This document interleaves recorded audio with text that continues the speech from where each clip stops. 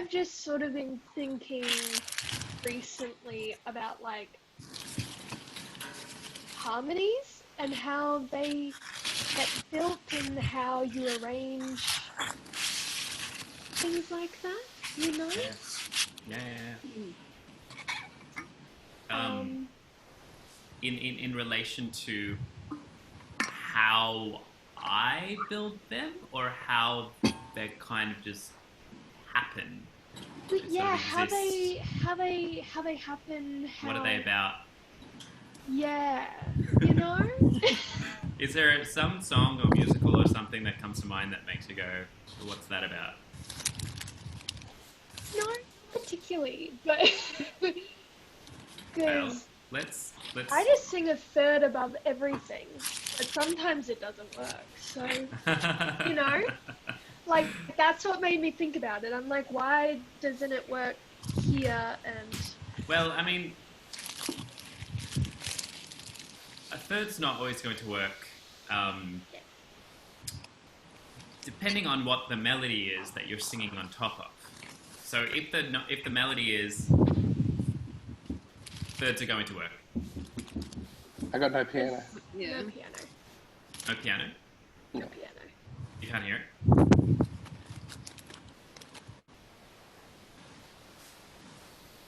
There we go. Oh. Yeah, sorry guys. Thanks for your feedback. Love it. Instant. None of this like 20 minutes down the track. So you weren't moving and I couldn't hear anything. Oh, cool. Thanks. Anyway, so say we've got like Rugrats kind of vibe.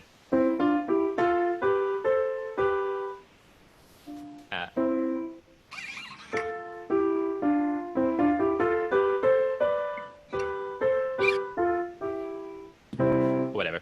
So there's our Rugrats theme, roughly kind of approximated. They're thirds, all right? Major tonality, pretty much all the chords that are being played are in root position. That also helps as well. You need to have an understanding of what the chords are underneath. Also, there's not always a need to move the note that you're singing. And what I'd encourage when you're actually improvising or attempting harmony is to actually produce a static note or a note that doesn't move, or create a note that is of the previous chord and then moves a little bit later. And I'll try to give you an example of that, but that's called, it's a form of suspension. Because say if I had an F chord, so I'm going da da da da da da da da. Sounded a bit weird, but I kept that A going. Da da da. When the C chord came, I held the A, which is a form of holding the previous note and then changing it. Okay. So let me because I was just looking at some Candy Store. Someone's like, you should do an Andrew Sisters version of Candy Store. Like, yes, that's a great idea. So look, nothing special happening here, right? So we've got like mostly unison, as I'm sure you guys are all well aware. Unison octaves, which is very kind of reminiscent of like funk, soul, pop, just singing octaves. Kind of generally what a violin section would do if we're listening to some disco music. But we do get some harmony eventually. Well, I mean, our first semblance is here.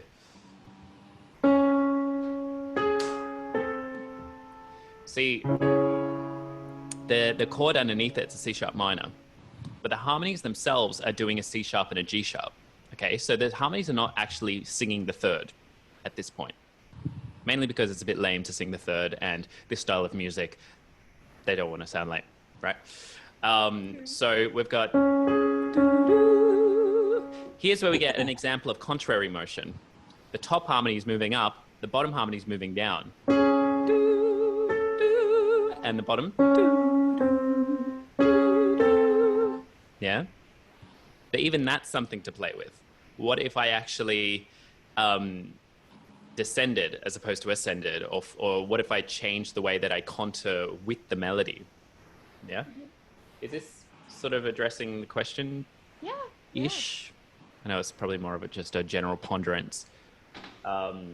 If you'd like to know how I'd like get a pop song and harmonize that, I'll do that too. You know, right now we're sort of analyzing pre-constructed harmonies, you know, which is pretty easy in the sense that it's already done.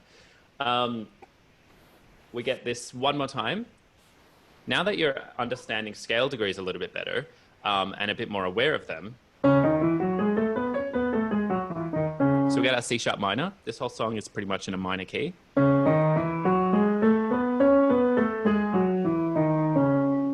What I've got here in the harmony on 4 is a B. And what is the scale degree? What is B in relation to C sharp? What is that? 7. The minor 7th? Minus 7. Cool. Nice one. It's minus 7, flat 7, whatever, you know. Now I start to get an idea of what chord I'm in. Okay, because I think it's nice to actually have an idea of, you know what, that's a minus 7 interval. So if I'm singing that note, it might be a little bit difficult. Okay, I can actually look at that and go, I'm gonna struggle a little bit just because it's the least common note there. Now I can start filling out the rest of the chord, so I get an understanding of what chord I'm creating, which is, so I've got the minus 7, I've got the 5th in there, G sharp, and that's pretty standard pop music. You know, you're gonna have the 1 and the 5. And I've got the E, which is my flat 3. Because in C sharp, the 3 is an F natural. Okay? What chord is that? I'll just play it with one hand. So the chord that has a minor 3rd and a minor 7. But it didn't, nope, wait. No, not diminished. Not diminished, no. Nearly. I mean, it's on the way there. It's on the way to diminished Is it life. like a half diminished? Not quite, no. A minus 7? Just Minus 7. Yeah. Pretty simple, right? Now, this is where, you know, we're looking at the sort of the problem, so to speak, from two different angles. Like right now, we're looking at it in a purely theoretical perspective, all right? Hopefully, we then develop the skills to actually understand the sound of the minor 7. Da, da, da, da. 1 flat 3, 5 flat 7.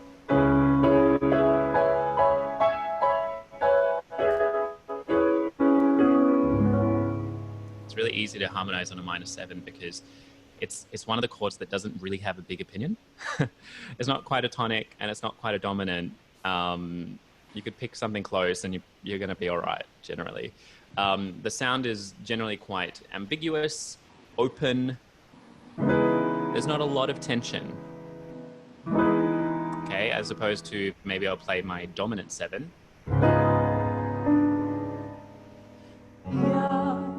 You know, there's my resolve. But here, I don't really feel a resolve. I don't really feel pull anywhere. So now I can look at the harmony a little bit clearer and see that my top note is a minor 7. The next one is the 5th. The next one's a minor 3rd. So already, I mean, this is with a bit of experience and with a bit of knowledge of style, I'm going, wow, I'm singing the color tones of the chord, mainly the 3rd and the 7th. And the accompaniment doesn't include the minor 7. So I'm going to look at the accompaniment because I want to see, am I going to get any clues there? More importantly, I want to see what story the accompaniment is telling me when I'm not singing the notes in the accompaniment, because it's telling me that I actually need to be very solid with my part, and that this part is very important with communicating the style. And it just so happens that this progression, what I'm playing there is the 4, the next note of 4, and then just continuing to play those chords in inversion. Because in isolation, that's an E major chord. Do you see that? E, G sharp, B.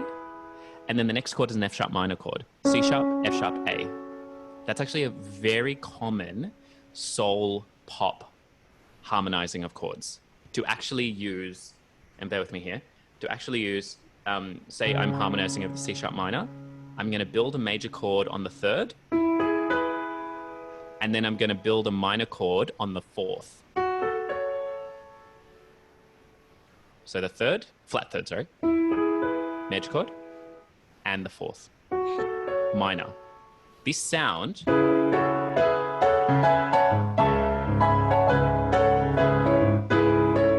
very like highly pop gospel, right? It's very cool. It's a very cool sound, you know, in my sort of lame musical way. But it's also, I'm getting, I guess, knowledge about the piece already. So that's sort of a long-winded way of saying if I'm singing a song like an Alicia Keys tune, or I'm singing, what other sort of pop soul stuff comes to mind? Any of Adele's stuff? Oh, Tamana's coming. Sorry, say that one more time. Any of Adele's kind of stuff? Adele's stuff could work really well. Yeah. You got to look, you kind of got to dig a bit deeper to find it. Speaking of which, you know, rolling in the deep would be very cool. Speaking of deep. Yeah. She's Tamman. She's coming in. Anyway. Yeah, so Adele, Alicia Keys, who else? Sam Smith? Yeah. Yes. Good. I'm like, do I know much of his stuff? Hey, welcome. Hi. Thanks for Sorry, joining. mate. That's all right. That's a nice surprise. We're just looking at harmonies. I don't know. You pick something up. Identifying harmonies, how to create harmonies, where do harmonies come from, maybe becoming a bit more knowledgeable of the accompaniment that's underneath the harmony that you're singing. And right now we're looking at some candy store. So maybe we'll pick up some Adele and see what we get. But already, I'm looking ahead now. So this is the color tone. Generally speaking, in Motown soul or whatever pop, generally speaking, the middle harmony is going to be the strongest harmony. And if I'm singing this sort of like -7, very sweet sound, it's very colorful, it's very soulful, I don't want to be too loud on it. So already I'm getting a bit more information about how I'm going to harmonize and how I'm going to blend, yeah? At least if I was musical directing this or coloring the song, I would encourage the outer parts to be not as loud, okay? And this is going into like Little Shop of Horrors and, you know, the Supremes and all that sort of stuff. But Dreamgirls, that's exactly the same. You know, it's a very sweet sound. And then we get... That's not the nicest harmony. It's not the nicest shape for the chord that the B7.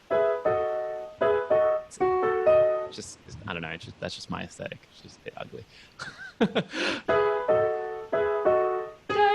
I just don't like that.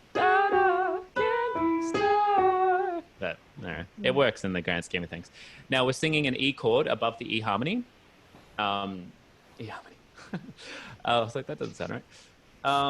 There's an E chord in the accompaniment, whereas previously we had a C sharp minor. That's a substitution. So we had it, because we can tell it's a substitution because you were singing the E chord in the harmony and the bass note's just altered. And then we go to an E chord actually. But then the inversion of store is a bit higher because originally it was the, and now it's, and then here I'm probably going to look, this is more about identifying the personality of each of the notes, but the middle part, star, is moving to the flat 7 of the B7 to the A. So that's going to give me a bit of information on like maybe this is going to be a bit hard to tune the note. Maybe it's a bit of a colorful note. I don't want to be too loud with this note. I wouldn't think too much about it, but just already I'm sort of getting an idea of how the note fits in the chord, what's its personality, what's its job. And also, if I can analyze the harmonies further, I can see that the bottom harmony, they're moving in thirds, absolutely. You know, so I'm like, cool, that's great. Most harmonies will move in thirds. Most pop stuff will move in thirds. But then I look at the top harmony, moving in sixths. which is just the inverse of thirds. Okay, so if I invert that chord, it's just a third. So if you can harmonize sixths, you'll be very powerful. You'll be a wizard. This is an example of a sixth kind of harmony.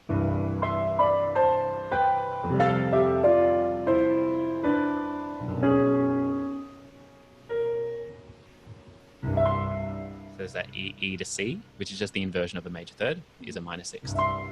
So whenever you invert a chord, the major will turn to a minor, and then you subtract that number from the number 9, just randomly, just from that 9, okay? So it's a minor sixth, becomes a major, subtract 6 from 9, or 9 from 6, whatever.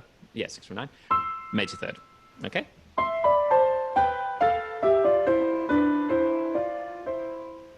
Cool. Shall we look at some pop music? Pop music. Any questions, guys? No? Is it sating your curiosity? Yes. Yeah. Yes. Yes. Maybe, do I have any Sam Smith? Stay with me. Nah.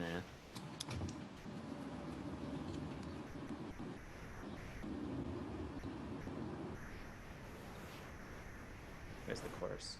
Here we go. Let's say I want to harmonize to this tune. Meanwhile, I'm terrible at harmonizing on the fly. It's shocking. It's really bad. So it's a skill. It's a skill. I can harmonize on the piano. That's no issue. But my voice will do something different, and it's a very odd time. So good on you for giving it a red hot go. Some people are wizards at it, and that's fine because they're like, I grew up and we went driving and we all sang harmonies. I'm like, what a wonderful childhood you had. My parents are like, no singing. No, they didn't say that. Just Italian Catholic guilt. Anyway, moving on. Now, I want to play with this notion of... previously, I was playing with this notion of E to F sharp minor. In the key of E, that's 1 and 2. Now, I was relating it to C sharp minor a second ago, but now we bring it back to major chord, just to simplify it a bit more. E major, F sharp minor. You know, it's the beginning of "You can make me feel this way, my girl, etc., etc." If you play with the 1 and 2 chord, you'll end up sounding really cool. So, but you need to learn how to invert the chords. So 1, 2, 2 minor. The second chord is always a minor chord, okay, in the diatonic series. And then I'm going to invert the E, and then I'm going to invert the F sharp minor, and then I'm going to play the E again, invert. If you just keep going.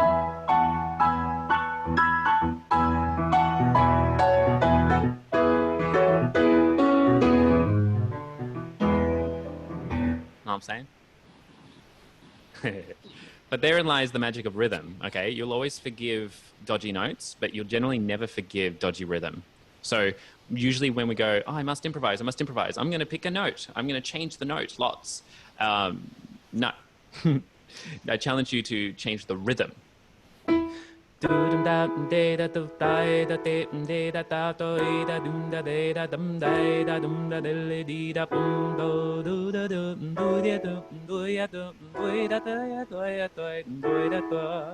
so eventually I moved, but I established my home base, and then I moved away.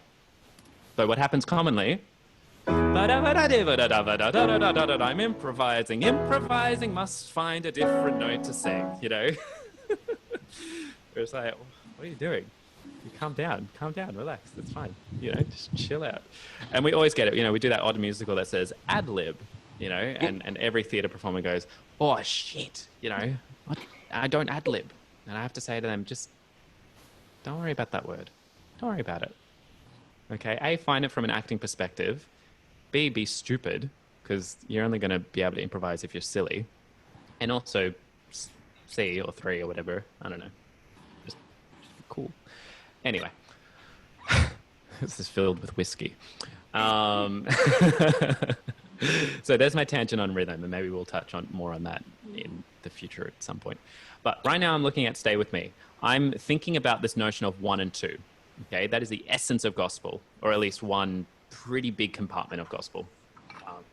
1, 2.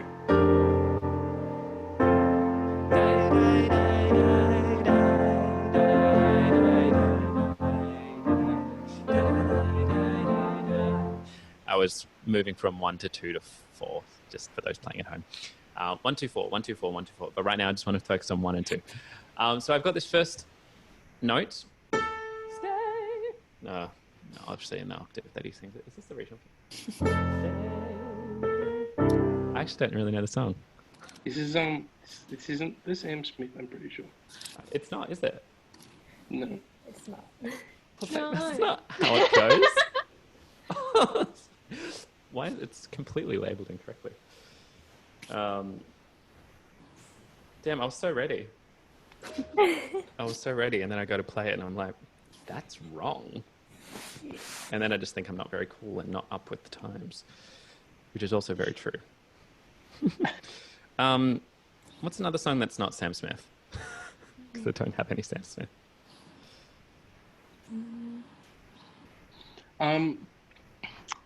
Rise Up by Andrew Day.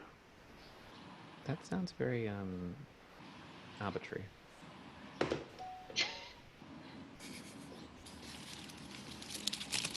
I'll run with it. Meanwhile, if you ever need to find sheet music and you're struggling, just put in the words sheet music, then PDF.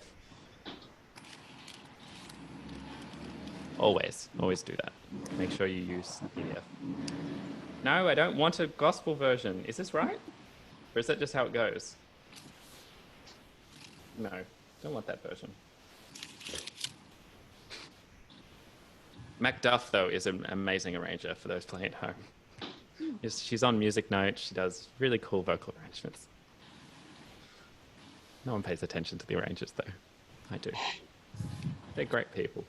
You know what? This is a bad idea. I'm sorry. I'm going to pick a song that I know. That's okay. Yes. Rule number 1 of improv, don't say no, but I'm sorry. I'm sorry.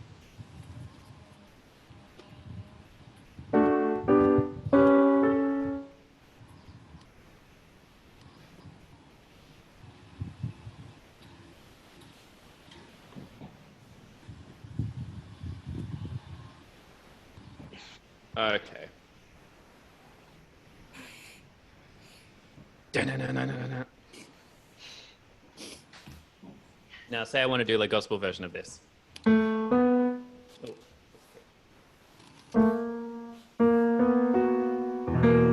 This is the sharp 4, by the way. So it's Lydian. It's from the Lydian mode. It's got the sharp 4. What key am I in? What key am I in, guys? C. What's my cheat way? No. Yeah, cool. B. Last sharp, sharpen it by a semitone. A sharp. It's a B now. Cool. We're in B. So we're in B. 1-2 chord of B is B major, C sharp minor. Although the chords underneath it are different, right? That's an E, F sharp. Let's see if it works, right? It's not going to work on that first note because there's an A sharp in there. And the A sharp is not in our 1-2, okay? So this is a poor example. Let's keep going.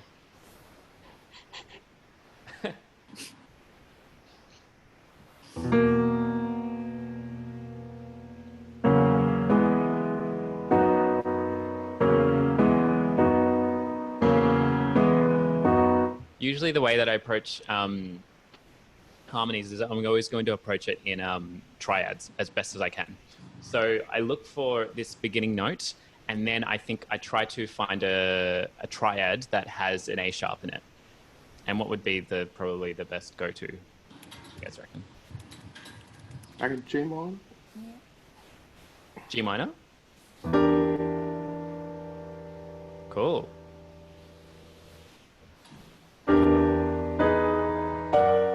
It's a bit sort of funky. Try to give me a diatonic triad. Sorry, I should rephrase my question. So it's a triad that exists within D major.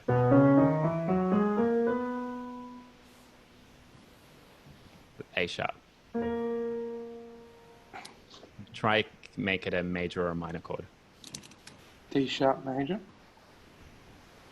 It would be a minor in this progression. That's okay. Oh, it's weird. So, yeah, it's a D sharp minor. Yeah. The D sharp minor. We got the A sharp. We got the D sharp at the top, and then we got the F sharp at the bottom. Mainly, I wouldn't want to have this chord in root position because it's a bit more exciting if I can actually have the melody in the middle. So I'm already harmonizing this chord by superimposing a D sharp minor chord on top of the already built E major accompaniment. Yeah, it's an odd sound, but that's all right. There's a melody in there.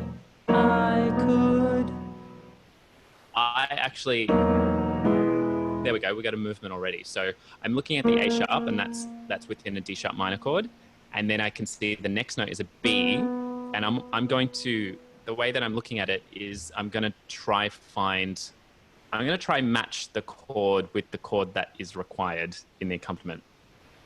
Poorly explained. But there's a B there, and I'm going to try use the E major chord wherever I can. And B is within the E major chord, so I'm going to harmonize that with an E major chord. And you'll get something good already. So I've got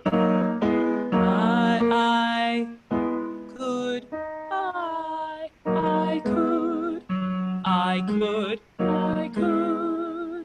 So we already got an essence of three-part harmony. Rather than just going just thirds, I'm actually thinking more in triads now. I could. The bottom's moving in thirds. I could. And that's a challenge for you guys. Like improvising harmonies underneath the melody is very difficult. I could fall, you know, into the sky. Do you think time would pass me by? 'Cause I move 1,000 miles. The thing is, the melody would work every time because it's so repetitive. I'm going to find you better examples in the future because I feel like this has been a bit of a hard time. Any questions, guys? Has that just confused you more, or kind of just information for the sake of information, you know? It's interesting seeing like building melodies around not thirds. Yeah. Yeah. Maybe I'll play you some. I'll just do some improv for a second. On the piano. Well, I was talking. Whoa. just launches into full-on improv skit. Don't make me sing. I want to improvise this. Sorry, I want to harmonize this. Not improvise. I want to harmonize it. Okay, that's when I harmonize a melody. I'm building chords or notes around the melody. All right. For a pianist, it's very normal to do this. Maybe not to make it up on the fly, but we're always thinking chords constantly. I know a girl from the island. It just so happens that it fits into our 1-2 sort of vibe. Anyway, see if you can follow along. But we get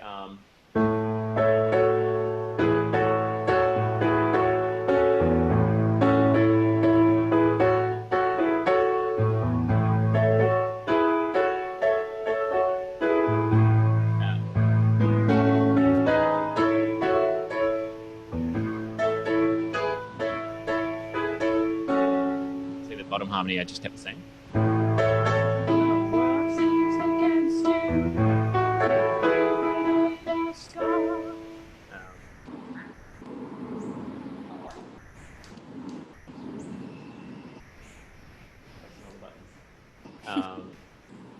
Then we get D major chord.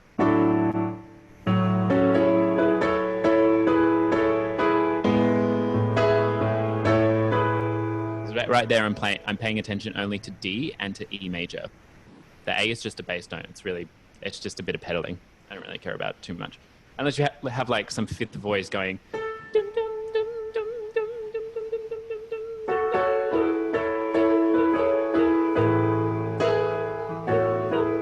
Yeah, you know, or just like a bass voice.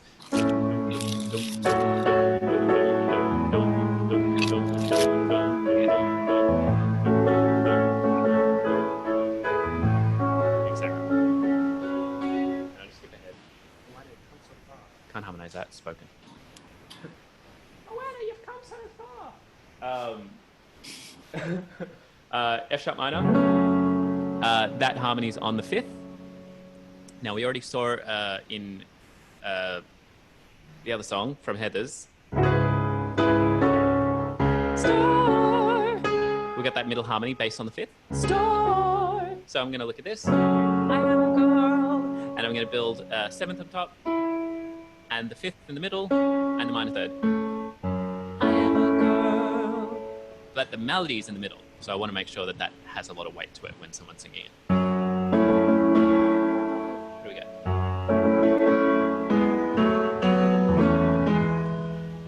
And now I'm in A major, so I'm going to play around. I'll do this last finish off.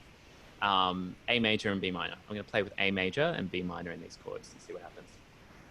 So I'm going to voice the C sharp at the top.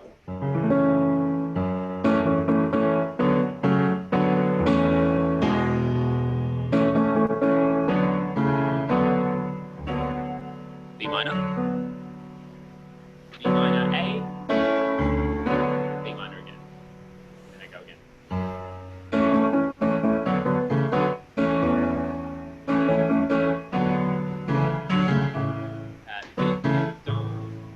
When you're voice leading and voice writing, you don't want too much movement as well. So that would be a bit silly, a bit too much. But what I would do is I'd harmonize the whole melody first, and then I would dig deeper and go, okay, I've gone voyages or whatever. And maybe I'm gonna go voyages or something like that, or to find something a little bit less clunky.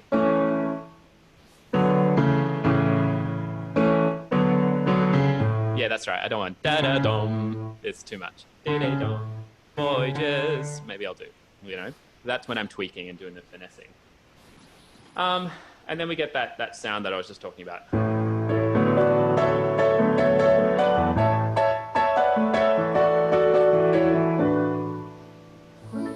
So see how you go. The way to play with it would be to like just get a pedal going, even if you just held it with the pedal, the actual pedal, and then play around with shaping A sharp, A sharp, B minor, A sharp, B minor.